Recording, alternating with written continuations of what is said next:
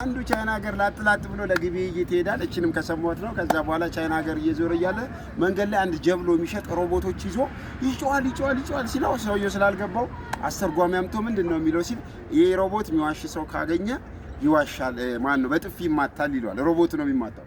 እስቲ ልፈት ነው ብሎ ላጥላጥ ብሎ ሄዶ እኔ እዚህ ሀገር ነዋሪ ነኝ ሲለው ሮቦቱ በጥፊ ይሏል። ሰውየው ይሰራል ማለት ነው ብሎ ገስት ወደ ሀገሩ ይዞ ይመጣና ሮቦቱን ኦን ያረግና ለልጁ እስካሁን ምን እያረክ ነበር ሲለው ልጅየው አባ አንተ ከየት ጀምሮ እያጠናው ምን እያልኩ ነበር ሲለው ሮቦቱ በጥፊ ይሏል።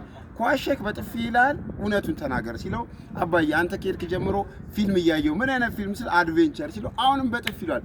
እውነቱን ተናገር ሲለው አይ ብልግና ፊልም ነበር ማየው ሲለው እንዴት እኔ ባንተ እድሜ እንዲህ አይ ነበር አላንተ ብዬ ለፍቼ እኔ ባንተ እድሜ እንዲህ አይ ነበር ሲል ዞር አለና አባትየውንም በጥፊ ሲለው እናት ከዚህ ጋር ብላ ድሮስ ልጅ አይደለ ካንተ ነው የወጣው ስትል እናትየውንም በጥፊ አላላትም ልጅ አይደለም ማለት ነው።